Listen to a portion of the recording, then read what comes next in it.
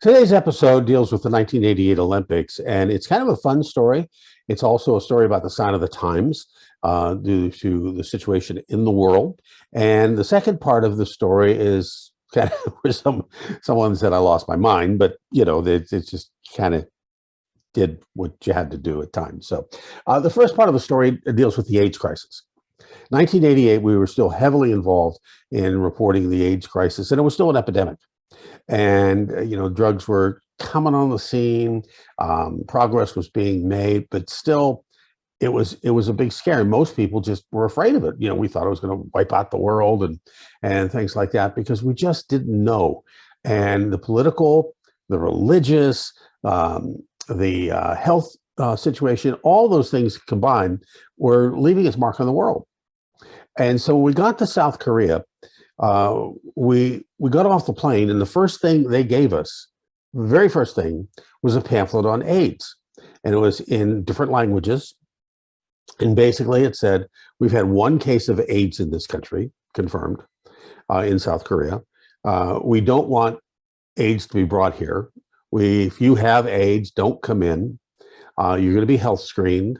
If you have had, don't have sexual relations while you're here.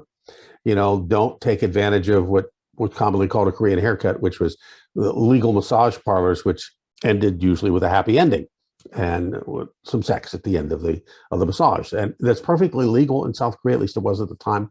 And it's very much looked forward to by men. It's part of the culture.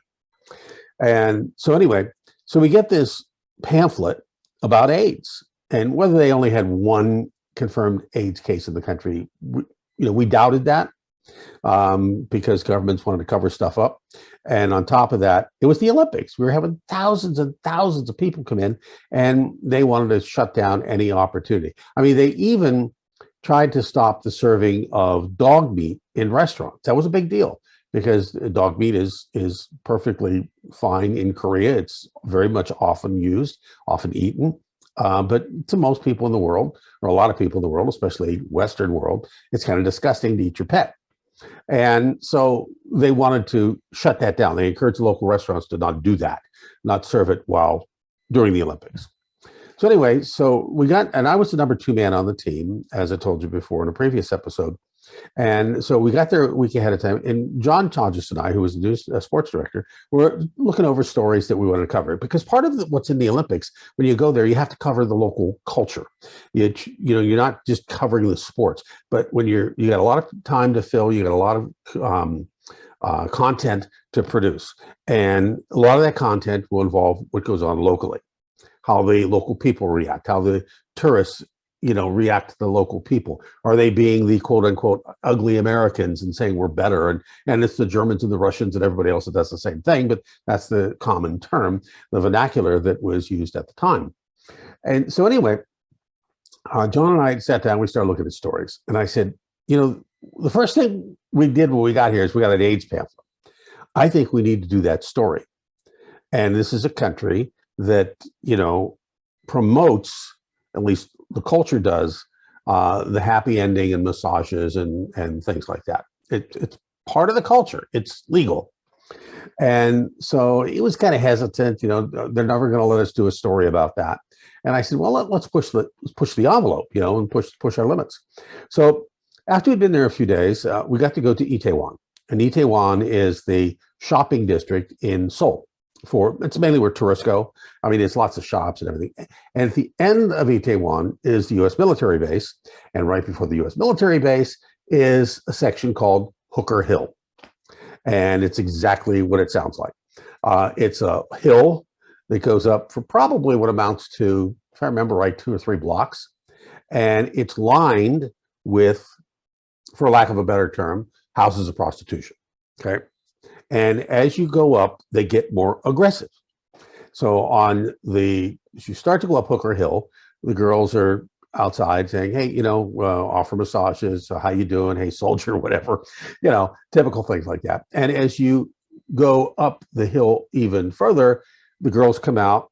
And when you get to the top of the hill, and they're dressed in everything from just street clothes to, I remember one One of these houses actually had the girls dressed in schoolgirl clothing, short plaid skirts, that type of thing, And so we got to the top, the girls were actually coming out, hey, how you doing? And so what we wanted to do was to do a hidden microphone story and to see what these girls were doing as far as the AIDS crisis is concerned. And that was the gist of the story. How were they handling the AIDS crisis? So there was three of us, Mike, whose name I don't remember, last name I don't remember now, who was our chief engineer, John Todges, myself, and I guess there was somebody else with us too. And I was designated as the correspondent in the story, which was fine. I mean, it was my idea, so I guess, I should be the one that does it. And we took a shotgun Sennheiser microphone, and I wore a light jacket, and I had a tape recorder in my belt. We ran the microphone cord down my arm. We didn't have lavaliers, wireless mics at the time. And the microphone was right here. I guess we can see it here a little better. Right here, sticking out of my long sleeve jacket. So I would have to kind of point the microphone toward whoever I was talking to and to get good sound. So and then the other two would be behind a car and just kind of watching and keeping track of what's going on. And so I picked out a couple of girls and they wouldn't talk. And then I found a couple other girls, and one of them didn't speak English. One of them spoke broken English, but she was willing to talk.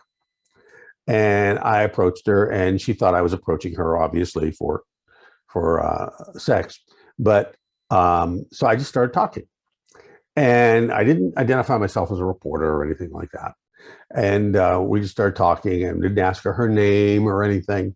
It was completely random. And so I asked her, I said, aren't you afraid of AIDS?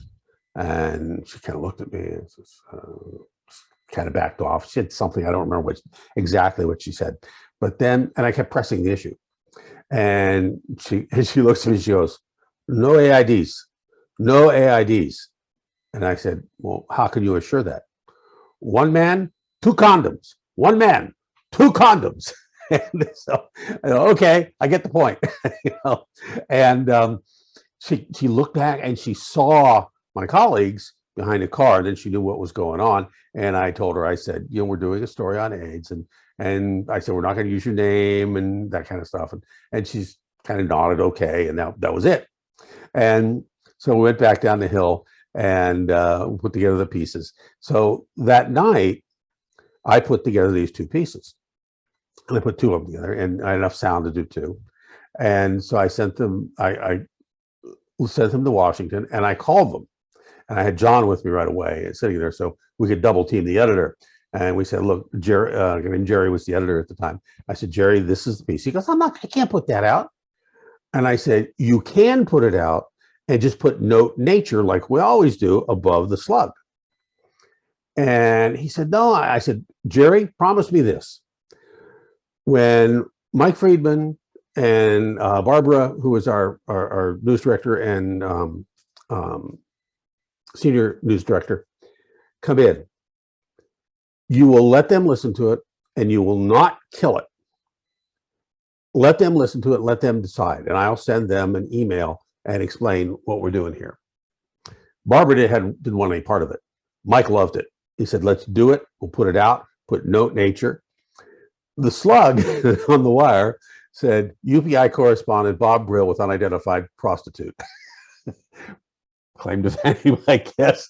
That was a funny part of it. And anyway, so what happened was they put it out with note nature and figuring that, we had a lot of religious stations that would not run it in the network. And we had most stations probably wouldn't. WTOP, who was the main client in the nation's capital in Washington, ran it every hour in late morning and early afternoon. Every hour they ran the story. And it was because it was a great story.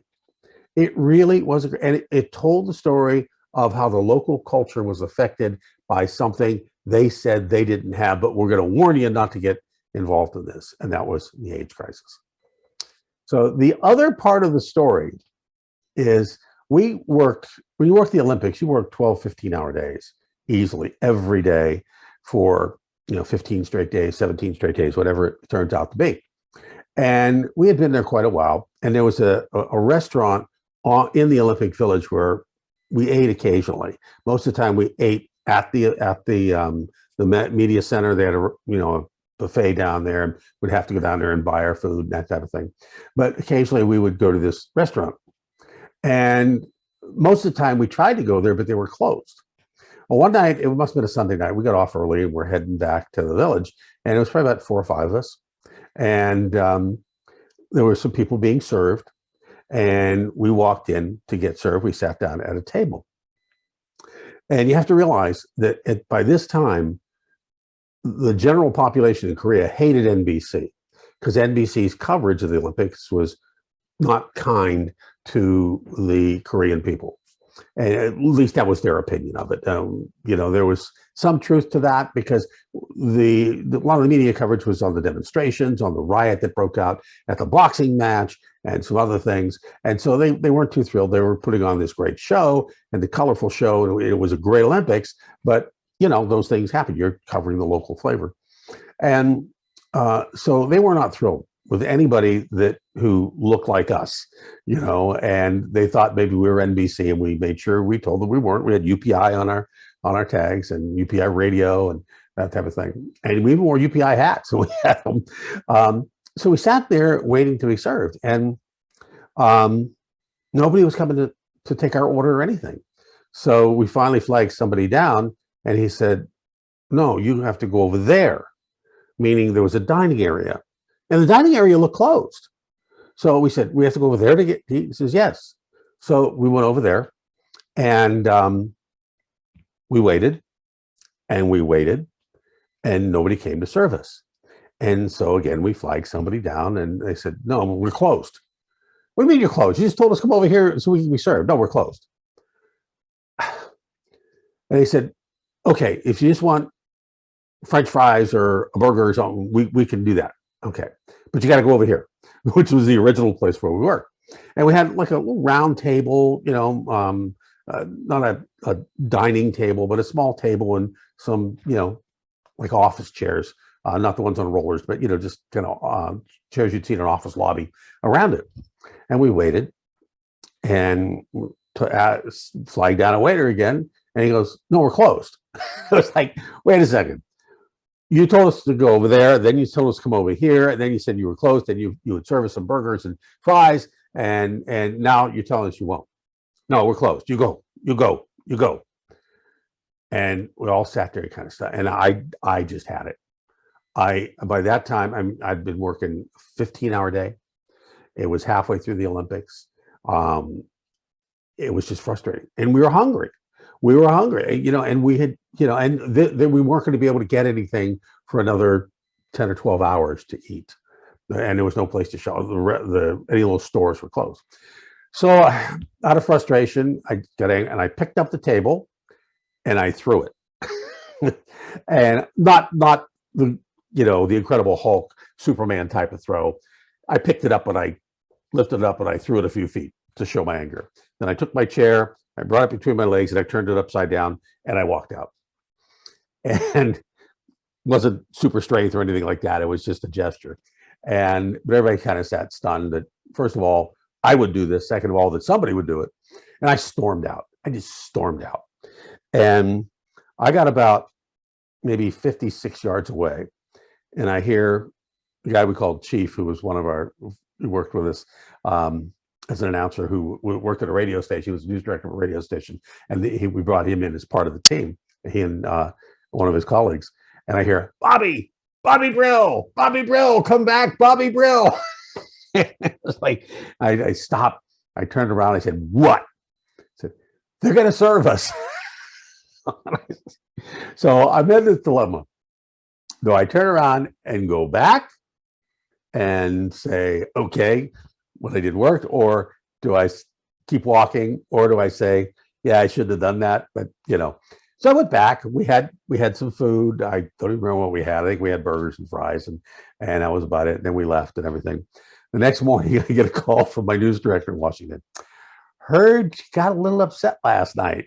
And I said, "Yeah." He says, but did they kick you out of the village? And I said, no. He says, well, don't get kicked out of the village, okay? We don't want that to happen. I said, I understand. I said, it was just, Mike, it was just one of those days, and it sounds pretty bad that I picked the table up and threw it, but it really wasn't that bad.